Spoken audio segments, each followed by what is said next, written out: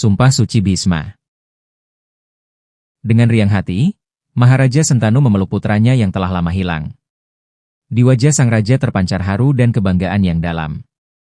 Sosok muda bernama Dewabrata itu, yang kelak dikenal sebagai Bhisma, berdiri tegap di samping ayahandanya, memancarkan kewibawaan, ketenangan, dan cahaya kebajikan.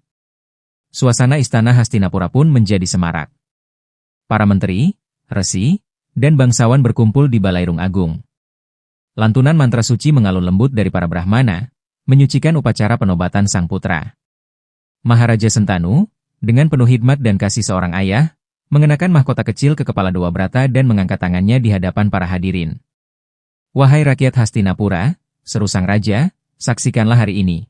Inilah putra yang kudambakan, anak dari surga dan kebajikan. Mulai hari ini, dia adalah putra mahkota kita, harapan masa depan kerajaan. Dewabrata membungkuk hormat, bersumpah dalam hati untuk mengabdi dengan seluruh hidupnya demi kehormatan ayah dan negaranya. 4 tahun berlalu. Suatu hari, raja berjalan-jalan di pinggiran sungai Yamuna. Tiba-tiba udara menyebarkan keharuman yang luar biasa. Raja mencari sumber keharuman. Ternyata sumbernya berasal dari seorang gadis yang jelita, secantik bidadari kahyangan. Berkat kebaikan hati seorang resi, keharuman yang sedemikian luar biasa akan selalu menguar dari tubuh gadis itu dan sekarang seluruh hutan menjadi harum karena kehadiran gadis tersebut. Sepeninggal Dewi Gangga, Raja Sentanu selalu berusaha menahan hasrat dan hawa nafsu. Tetapi, kecantikan gadis itu membuatnya hilang kendali dan terbawa gairah asmara yang meluap-luap. Raja Sentanu meminang gadis itu untuk menjadi permaisurinya. Berkatalah gadis jelita itu, Paduka Raja, namaku Setiawati. Aku seorang penangkap ikan. Ayahku kepala nelayan di daerah ini. Silakan Paduka membicarakan permintaanmu dengan ayah. Semoga dia menerima pinanganmu. Suaranya seelok tubuhnya. Ayah gadis itu memang cerdik.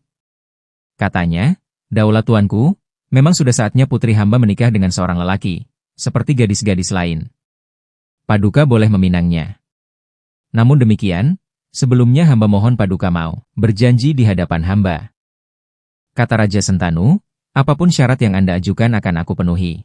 Kepala nelayan itu memohon, jika anak hamba melahirkan anak laki-laki, Paduka harus menobatkannya menjadi putra mahkota. Meskipun sedang dimabuk asmara pada Setiawati, Raja Sentanu tidak dapat menyanggupi persyaratan ayah Setiawati. Ia sadar syarat itu akan berarti menyingkirkan Dewabrata, putra Dewi Gangga yang seelok dewa, dari posisi putra mahkota. Harga yang terlalu memalukan untuk ditanggung. Oleh karena itu, ia kembali ke istana Hastinapura. Perasaannya campur aduk tidak keruan. Raja menyimpan rapat rahasianya. Ia simpan rapat kegelisahan hatinya. Ia banyak mengurung diri dan melamun.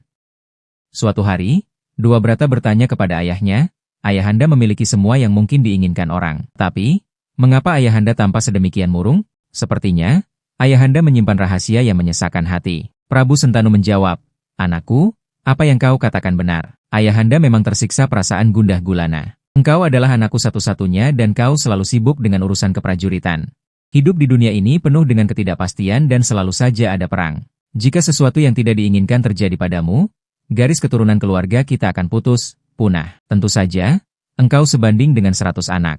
Namun demikian, para tetua cendekiawan mengatakan bahwa hidup di Mayapada, dunia ini, punya satu anak sama artinya tidak punya anak sama sekali. Sungguh sayang, kelangsungan keluarga kita tergantung pada seorang anak saja. Sebenarnya, ayahanda memikirkan kelangsungan garis keturunan keluarga kita. Inilah yang menyebabkan ayah berduka. Sang ayah berusaha menutup-nutupi apa yang sebenarnya terjadi. Ia merasa malu pada anaknya. Dewabrata yakin pasti ada alasan rahasia yang mengganggu ketenangan hati ayahnya. Kemudian, ia bertanya kepada sais kereta ayahnya. Barulah ia tahu tentang pertemuan sang ayah dengan seorang gadis penangkap ikan di pinggiran sungai Yamuna. Kemudian, ia pergi kepada kepala nelayan itu dan meminangkan anak gadisnya demi sang ayah. Kepala nelayan itu menerimanya dengan hormat, tapi tetap bersikukuh dengan syaratnya. Sebenarnya anak gadis hamba pantas menjadi permaisuri ayahanda Paduka. Oleh karena itu, bukankah wajar jika anak lelakinya kelak akan menggantikannya menjadi raja? Tapi Paduka telah dinobatkan sebagai putra mahkota dan dengan demikian akan menggantikannya. Inilah masalahnya. Jawab Dewabrata, baiklah, tolong ingat baik-baik kata-kataku, anak lelaki yang dilahirkan anak gadismu akan dinobatkan menjadi raja. Aku rela tidak naik tahta demi keinginan ayahanda untuk melanjutkan garis keturunan keluarga. Kemudian, Dewabrata mulai mengucapkan sumpahnya. Aku bersumpah tidak naik tahta untuk memenuhi keinginan ayahanda untuk menjadikan engkau sebagai istri dan anak laki-lakimu akan menjadi putra mahkota penerus tahta. Setelah itu, kepala nelayan tersebut berucap, "Wahai putra mahkota yang paling bijaksana di antara semua keturunan Bharata, Tuan telah melakukan sesuatu yang belum pernah dilakukan oleh para pewaris tahta sampai saat ini. Tuan memang seorang pahlawan. Silakan Tuan membawa anak gadis hamba untuk diperistri ayahanda tuanku. Namun demikian, mohon tuanku terus mendengarkan dengan sabar kata-kata hamba ini sebagai ayah anak gadisku. Hamba yakin tuanku akan menepati janji. Tapi, apa yang dapat hamba gunakan untuk menguatkan harapan bahwa anak keturunan tuanku tidak akan menuntut hak mereka? Keturunan tuanku pasti akan menjadi pahlawan-pahlawan besar, seperti tuanku. Pasti akan sulit untuk menolak jika mereka berusaha merebut kerajaan dengan paksa.